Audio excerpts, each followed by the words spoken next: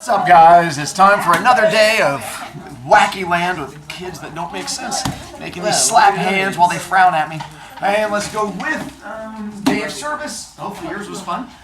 If you walk around the outside of the school, we now have little painted rocks that are hidden around the place, like the worst Easter egg hunt ever. But they are out there and around the place. We have normal schedule today and Thursday and Friday in WEA, tomorrow and Wednesday. And then finally we are done with all of our big tests, except for whatever finals you still have to take. And then if you are wanting to do Kings Island, then you are going to get that turned in, because we open it up to high schoolers today, because past Honor Society kids who are in high school also get to join us, and they start filling in some of those spots. So I gave you guys a week to do it without any of the high school kids, but now they start coming in, and then once our bus is filled, you're out of luck. So I just figured I'd give you as many reminders as I could to get it in. Again, I have, permission slips if you want one from me. You just have to come ask. We're good to go there. Yay. Next week, you will no longer be able to buy snacks, because I will be letting you close out your B points and you get a chance to spend it. This is not the final list. I'll be going out and getting all kinds of things for you guys to get a chance to buy. Typically it's bigger items that will end up costing more points, but it gives you a chance for those of you who have points if you want to spend them. If you end the year over 100 points, that's when you become officially part of the Century Club, and you will get your name listed over there forever and ever and ever. You can also sign my podium, which I think we're moving to the front of the podium this year, and so that does cost you 75 points, but you have to have at least 100 to do it, because you cannot go below 25. But that'll open up next week. Also, we finish Princess Bride next week, because I told you it's as fast a read as we can go through. Those of you who want to know about my poor choices as a child, that first story is next Friday. So we are getting back close to the end and finding out all of these things as we sort of wrap up our end bits. Wait, this Friday or next Friday? Well, by use of the word next Friday, I'm going to go with not this Friday. And then schedule-wise, we have our first quiz over Princess Bride. It'll be a Thursday take-home quiz, and it'll be over up through Chapter 4. If you're freaked out about Chapter 4, I can tell you now, if you turn to Chapter 4, you'll find Chapter. I'm looking real quick before I don't want to ruin it. I'll have to find chapter. Rumor is page 91 is correct. Yeah, if you turn to page 91, you'll find Chapter 4. It's like that much. I better find an audio. Wait, You do.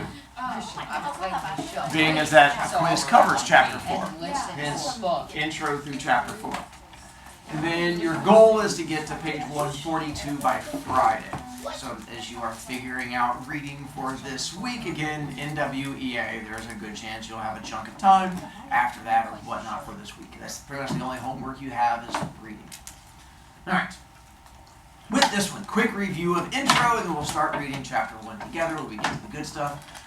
Pneumonia, William, or Billy as he was a child. Dad read book to him when he had pneumonia. That's what got him to start loving reading. He starts reading a ton of things, ends up writing his own books. We find out about the whole Hollywood starlet thing when he's out there doing the flirty flirt. We're going to have more awkward flirty flirts as we get to things today. Because there's awkward flirty in Chapter 1 also. What gift did William get for his son? The book. And that's where he ends up getting the book for. Ooh.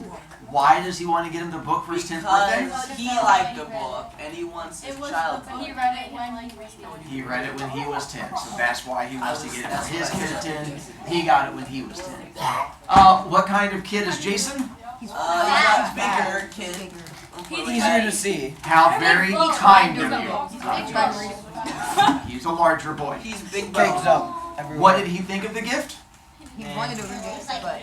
And as we find out, it goes downhill after Chapter 1, and when we get to Chapter 2, we're going to find out why it goes downhill after Chapter 1.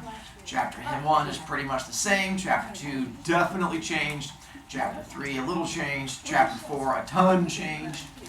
So what kind of relationship does William have with his wife Helen? I'll give it a middle. Yeah, we find out more about that at the end also, about why he's able to say such bad things about Helen. And what was wrong with the version that he read his kid, or sorry, that he read when he was a kid? Too big. And so Dad cut out the fluff. Dad cuts out all the boring parts, and being as that the original book was like 1,500 pages, yeah, there were a lot of boring parts. So this is the not boring part version of it, where it has been slimmed down. And so that's why the introduction comes in. And who is Simon Morgenstern? The original This man who guy. wrote the book. And much like we did with Janet Tasjian in the Gospel According to Larry, It says S. the book is published under another more famous person's name. Because if you were to republish S. Morgenstern, no one would have read it because no one knew who he was. Goldman, by this point, was a famous writer, and he had done a whole bunch of movies, and so it was able to make the book a lot more famous. Same thing with the Gospel According to Larry. He just didn't want to have his name connected to it because he was trying to come back from the dead, but apparently it is a thing you can do where you can publish things that are not necessarily connected to you. So this version that we're going to do, as we finally started today with Chapter 1, is the good parts version. And hopefully either today or tomorrow we're going to get to my absolute favorite thing to read the entire year. Because there is a scene coming up in Chapter 1 that is the bomb. The bomb. To remind you, now that we're actually officially getting into the book, this book is writ sarcastically and with irony, where it is written as a satire and making fun of all of these things. Do we have an issue, Smithers? I hate her. It appears to There's be- trouble in the hood. You have bad taste. It's okay. We've learned to forgive you. The hood is amazing. So, as an example, I don't know if you guys are familiar with things like People Magazine.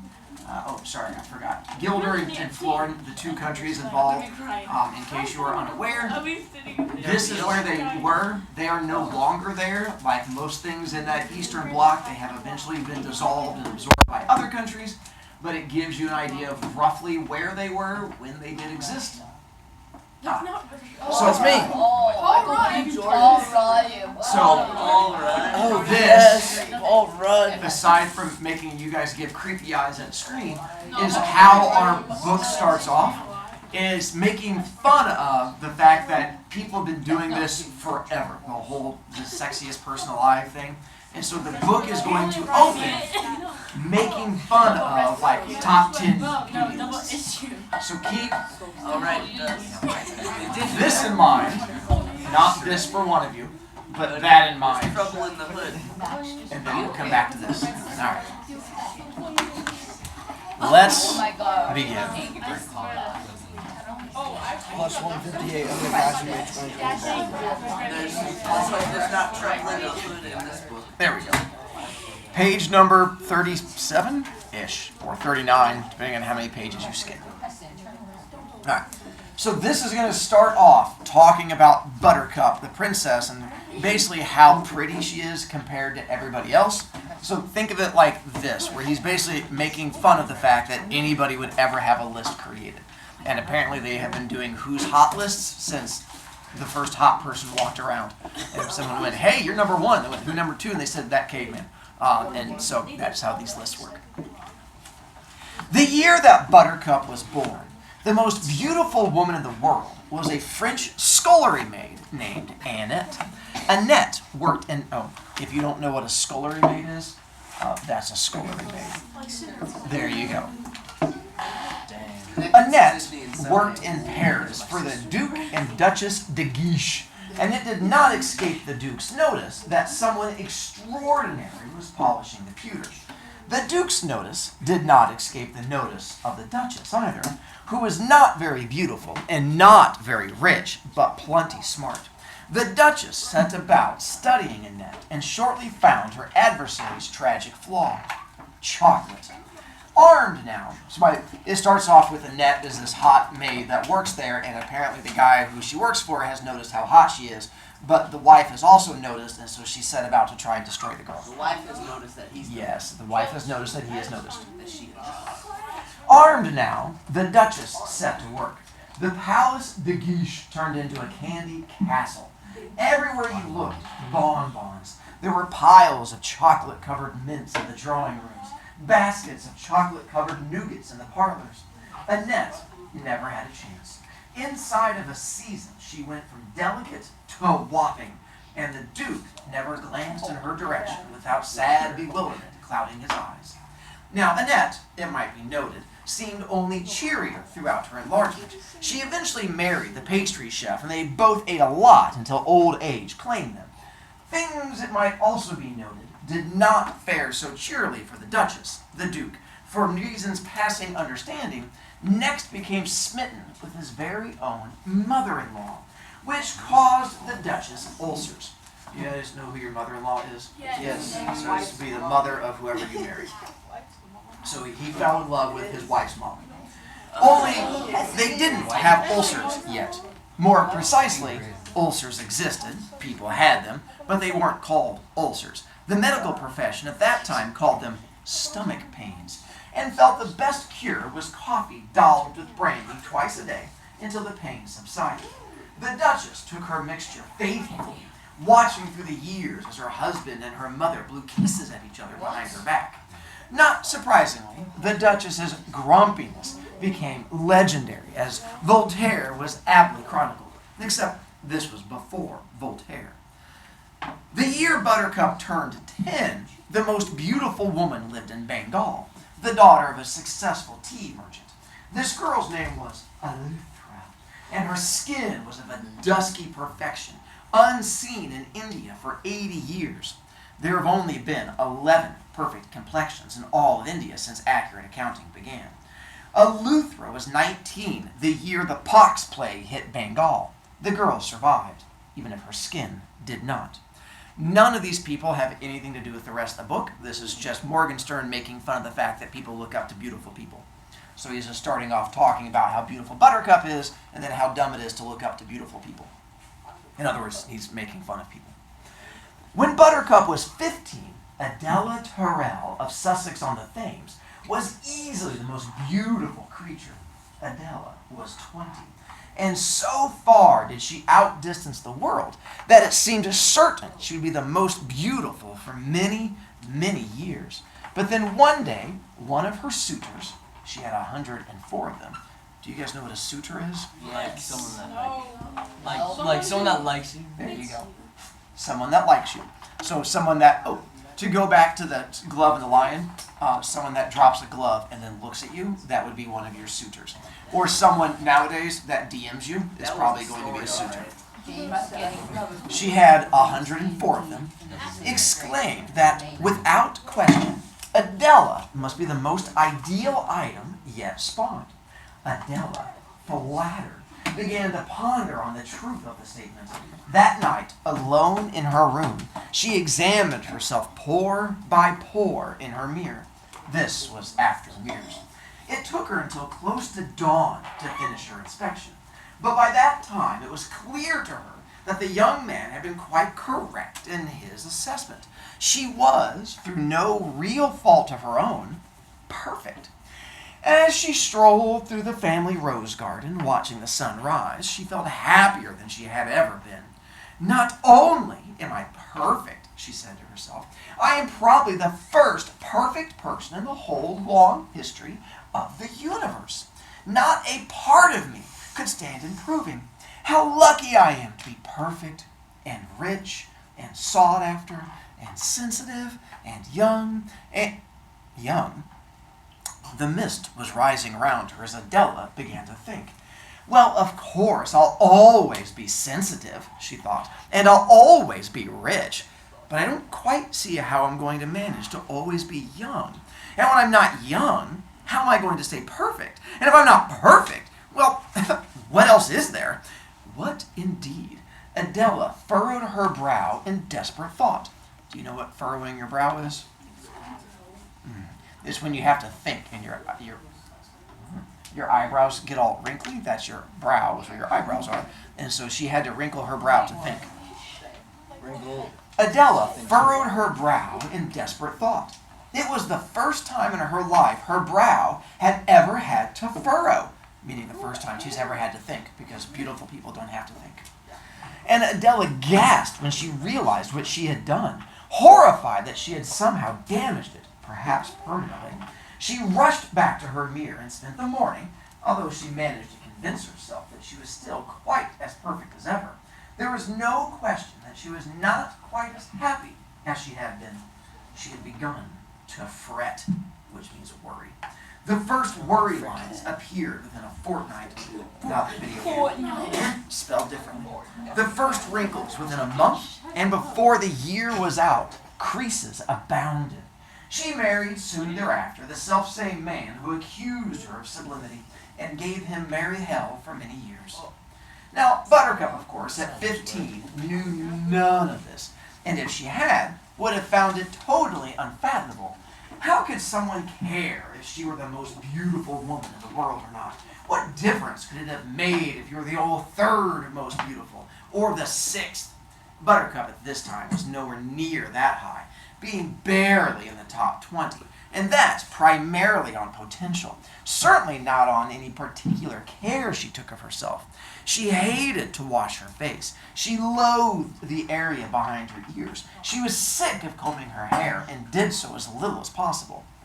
What she liked to do, preferred above all else really, was to ride her horse and taunt the farm boy. The horse's name was the horse. Buttercup was never very long on imagination. And it came when she called it, went where she steered it, did what she told it. The farm boy did what she told him too. Actually, he was more a young man now, but he had been a farm boy. When orphaned, he had come to work for her father, and Buttercup referred to him that way still. Farm boy, fetch me this. Get me that, farm boy, quickly, lazy thing. Now, trot now, or I'll tell father. As you wish. And that was all he ever answered. As you wish. Fetch that, farm boy. As you wish. Dry this, farm boy. As you wish. He lived in a hovel out near the animals, and according to Buttercup's mother, he kept it clean. He even read when he had candles. How did I just lose my spot? Thank you. I'll leave the lad an acre in my will, Buttercup's father was fond of saying. They had acres then. You'll spoil him, Buttercup's mother always answered. He has slaved for many years. Hard work should be rewarded. Then, rather than continue the argument, they had arguments then too, they would both turn on their daughter. You didn't bathe, her father said. I did. Not with water, her father continued. You reek like a stallion. Well, I've been riding all day. You must bathe, Buttercup, her mother joined in. The boys don't like their girls to smell of stables. Oh, the boys! Buttercup fairly exploded. I do not care about the boys. Horse loves me, and that is quite sufficient. Thank you. She said that speech loud, and she said it often. But, like it or not, things were beginning to happen. Shortly before her 16th birthday, Buttercup realized that it had now been more than a month since any girl in the village had spoken to her. She had never been much close to girls, so the change was nothing sharp, but at least before there were head nods exchanged when she rode through the village or along the cart tracks. But now, for no reason, there was nothing. A quick glance away as she approached, that was all. Buttercup cornered Cornelia one morning at the blacksmith's and asked about the silence. I should think after what you've done, you'd have the courtesy not to pretend to ask, came from Cornelia. And what have I done? What? Cornelia said. You've stolen them! With that, Cornelia fled. But Buttercup understood. She knew who them was. The boys. The village boys. The beef-witted, feather-brained, rattle-skulled, clod-pated, dim-domed, noodle-noggin, sap-headed, lunk-knobbed boys. Maybe the best insult ever. I'm sorry. Did that hit a little close to home? It's a cat. So the issue is, what are the boys doing with Buttercup? They go on the side. They're flirting with her. And how do the girls feel towards Buttercup? Yeah, we have some jealousy because all the boys are wanting to date her. But unfortunately, she does not care about them at all. How could anybody accuse her of stealing them? Why would anybody want them anyway? What good were they? All they did was pester and vex and annoy. Can I brush your horse, Buttercup? Thank you, but the farm boy does that. Can I go riding with you, Buttercup? Thank you, but I really do enjoy myself alone. You think you're too good for anybody, don't you, Buttercup? What? No, I don't. I just like riding by myself, that's all. But throughout her 16th year, even this kind of talk gave way to stammering and flushing and, at the very best, questions about the weather. Do you think it's going to rain, Buttercup? I don't think so. The sky is blue. Well, it might rain. Yes, I suppose it might. You think you're too good for anybody, don't you, Buttercup? No, I just don't think it's going to rain, that's all. They're not very good at flirting. At night, more often than not, they would congregate in the dark beyond her window and laugh about her. She ignored them. Usually the laughter would give way to insult. She paid them no mind. If they grew too damaging, the farm boy handled things, emerging silently from his hovel, thrashing a few of them, sending them flying. She never failed to thank him when he did this. As you wish, was all he ever answered. When she was almost 17, a man in a carriage came to town and watched as she rode for provisions. He was still there on her return, peering out. She paid him no mind, and indeed, by himself, he was not important. But he marked a turning point. Other men had gone out of their way to catch sight of her. Other men had even ridden 20 miles for the privilege, as this man had. The importance here is that this was the first rich man who had bothered to do so, the first noble. And it was this man, whose name is lost to antiquity, who mentioned Buttercup to the Count. So, yes, essentially, for those of you who say creeper, your answer is very much so. Apparently, she was so attractive that as she would ride on her horse, people would come out just to watch her ride by on the horse. And then it got to the point where she was so incredibly attractive that people would ride from miles and hours away just to watch her ride by on the horse. And then they start spreading rumors about the hot girl that rides the horse. So if you think that's creepy, it's going to get worse. Like it always does. Yeah. Yay, my class.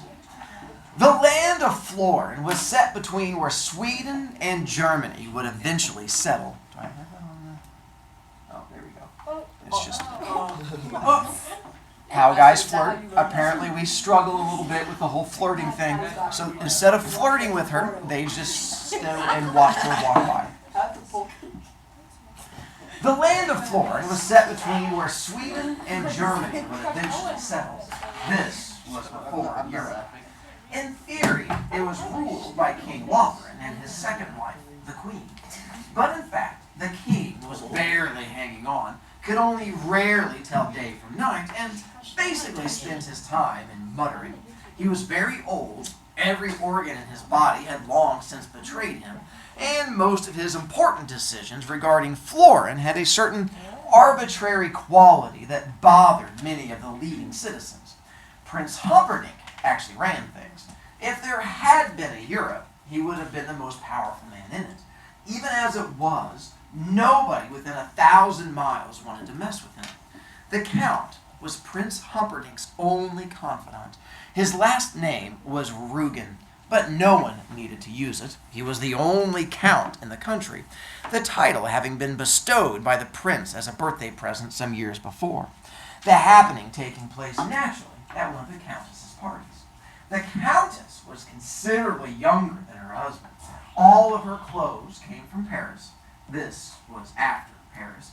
And she had superb taste. This was after taste, too, but only just. And since it was such a new thing, and since the Countess was the only lady in all Florin to possess it, is it any wonder she was the leading hostess of the land? Eventually, her passion for fabric and face paint caused her to settle permanently in Paris, where she ran the only salon of international consequence. Face paint just means makeup. For now, she busied herself with simply sleeping on silk, eating on gold, and being the single most feared and admired woman in Florini's history.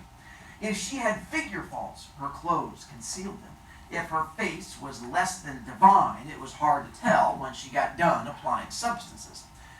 This was before glamour, but if it hadn't been for ladies like the Countess, there never would have been a need for its invention.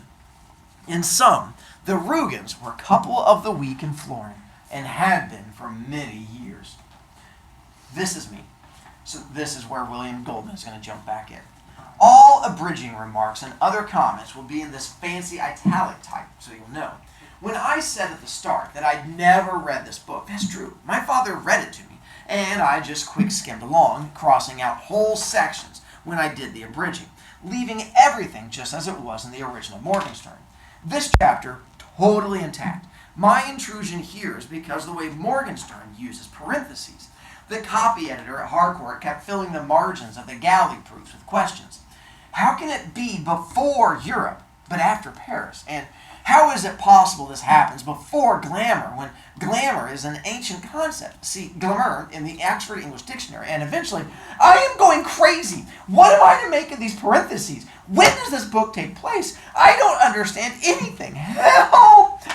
Denise, the copy editor, has done all my books since Boys and Girls Together, and she had never been as emotional in the margins with me before. I couldn't help her.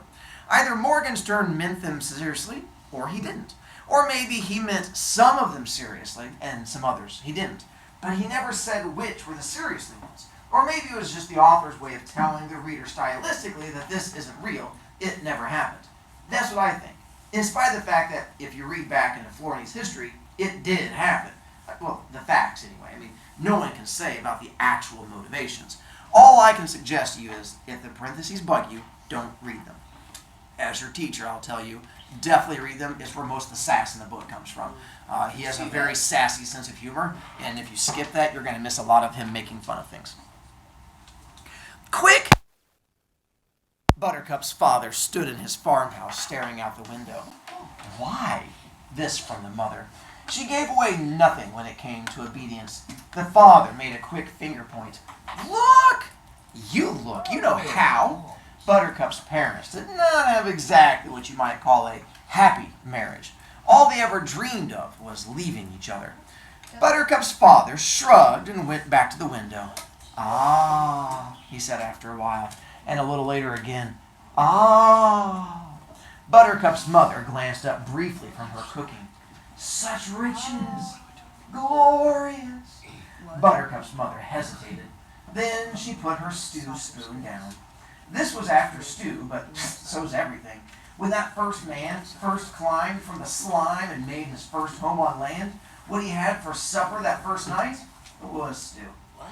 The heart swells at the magnificent, Buttercup's father muttered very loudly. What exactly is it? Dumpling? Buttercup's mother wanted to know. You look, you know how, was all he replied. This was their 33rd spat of the day. This was long after spats, and he was behind 13 to 20, but he'd made up a lot of distance since lunch when it was 17 to 2 against him. A spat is a small fight, and we're going to find out that Buttercup's parents, that's how they show love for each other, is by arguing and fighting. And they keep track of how many fights each one has won each day. That's true love right there. Donkey. See, I told you they say donkey in here. And I don't know, when they say donkey, I honestly don't know if she sees a donkey, if it's like a curse word back then. I want to bring donkey back and just be like, donkey! Just all the time. Donkey, the mother said. And then she came over to the window. A moment later, she was going, ah, right along with him. They stood there, the two of them, tiny and awed. From setting the dinner table, Buttercup watched them. They must be going to meet Prince Humperdinck someplace, Buttercup's mother said. The father nodded. Hunting. That's what the prince does. How lucky we are to have seen them pass by, Buttercup's mother said, and she took her husband's hand. The old man nodded. Now I can die. She glanced at him. Don't. Her tone was surprisingly tender. Probably she sensed how important he really was to her, because when he did die 2 years further on, she went right after. And most of the people who knew her well agreed it was the sudden lack of opposition that undid her. Buttercup came close and stood behind them, staring over them, and soon she was gasping too, because The Count and Countess and all their pages and soldiers and servants and courtiers and champions and carriages were passing by the cart track at the front of the farm. The three stood in silence as the procession moved forward. Buttercup's father was a tiny mutt of a man who had always dreamed of living like the Count. He had once been 2 miles from where the Count and Prince had been hunting, and until this moment, that had been the high point of his life. He was a terrible farmer, and not much of a husband either. There wasn't really much in this world he excelled at, and he could never quite figure out how he happened to sire his daughter, but he knew, deep down, that it must have been some kind of wonderful mistake, the nature of which he had no intention of investigating. Buttercup's mother was a gnarled shrimp of a woman, thorny and worrying, who had always dreamed of somehow just once being popular, like the Countess was said to be. She was a terrible cook, an even more limited housekeeper. How Buttercup slid from her womb was, of course, beyond her, but she had been there when it happened, and that was enough for her. Buttercup herself, standing half a head over her parents, still holding the dinner dishes, still smelling of horse, only wished that the great procession wasn't quite so far away so that she could see if the Countess's clothes really were all that lovely. As if in answer to her request, the procession turned and began entering the farm. "Here?" Buttercup's father managed. "My God, why?" Buttercup's mother whirled on him. "Did you forget to pay your taxes?" This was after taxes, but everything is after taxes. Taxes were here even before stew. "Even if I did, they would not need to send all that to collect them." And he gestured toward the front of his farm, where now the Count and Countess and all their pages and soldiers and servants and courtiers and champions and carriages were coming closer and closer. What could they want to ask me about? Go see, go see. No. You go, please. No. You, please. We'll both go. They both went, trembling. "Cows," the Count said, when they reached his golden carriage. "I would like to talk about your cows." He spoke from inside, his dark face darkened by shadow. "My cows?" Buttercup's father said. "Yes, you see, I'm thinking of starting a little dairy of my own, and since your cows are known throughout the land as being Florence's finest, I thought I might pry your secrets from you." "My cows," Buttercup's father managed to repeat, hoping he was not going mad, because the truth was, and he knew it well, he had terrible cows. For years, nothing but complaints from the people in the village. If anyone else had had milk to sell, he would have been out of business in a minute.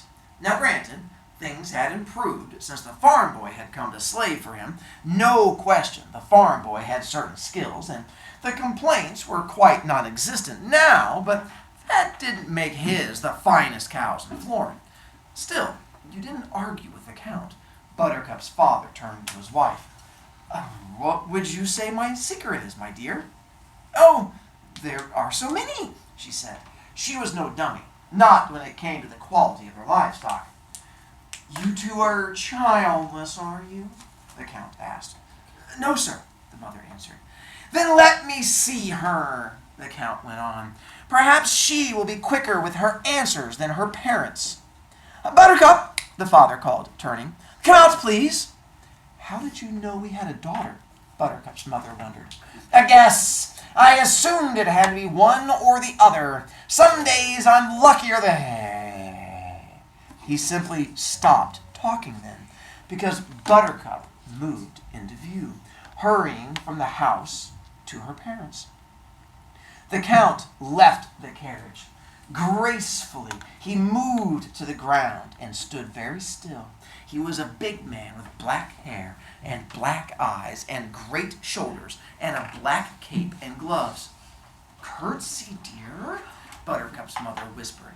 Buttercup did her best, and the Count could not stop looking at her.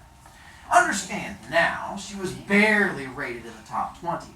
Her hair was uncombed and unclean. Her age was just 17, so there was still, in occasional places, the remains of baby fat. Nothing had been done to the child. Nothing was really there but potential. But the Count still could not rip his eyes away.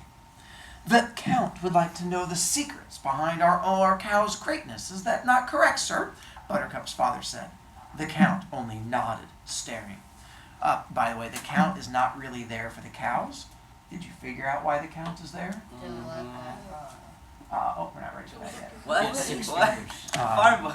He's there to look for what? What? Daughter. He wants to stare at the girl. He just decided to bring a lot of people along to stare at the girl because it can make it more creepy. Don't worry, it gets worse. Even Buttercup's mother noted a certain tension in the air. Ask the farm boy. He tends to them, Buttercup said. And is that the farm boy? Came a new voice from inside the carriage. Then the Countess's face was framed in the carriage doorway.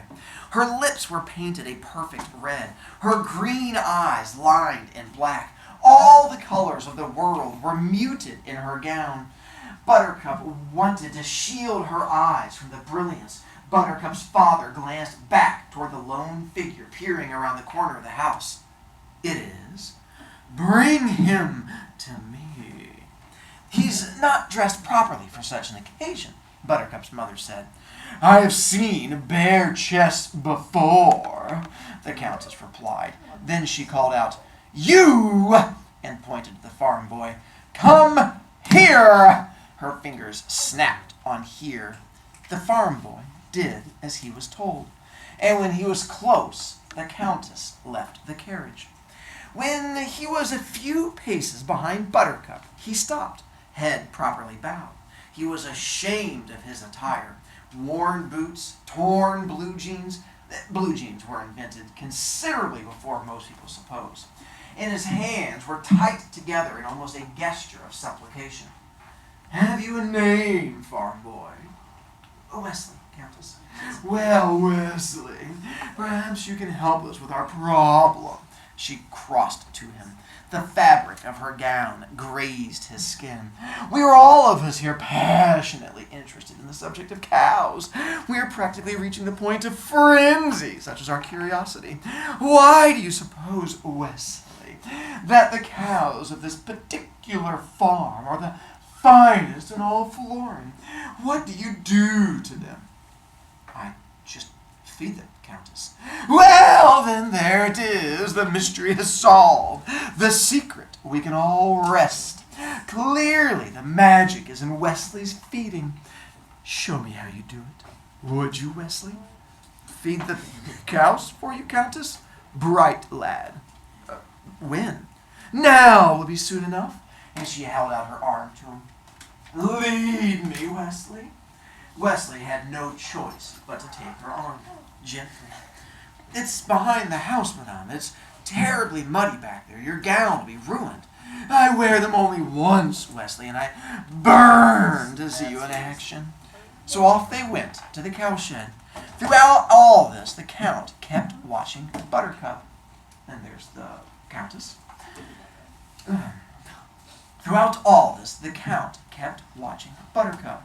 I'll help you, Buttercup called after Wesley. There's Buttercup. Perhaps I'd best just see how he does it, the Count decided. There's the Count. Strange things are happening, Buttercup's parents said, and off they went too, bringing up the rear of the cow feeding trip, watching the Count, who was watching their daughter, who was watching the Countess, who was watching Wesley. And that's where we stop. Wow. It's a weird combo. We will pick up with this awkward, creepy moment tomorrow, and fingers crossed we are going to get to the best thing you're going to read all year. Oh boy. Because it's this next part coming up. It is my favorite thing I ever get to read. Hercules was last unit. True, but Hunky Shirtless Man is the one right now. If you want to read ahead, that is fine, but I'm still reading part of chapter 1.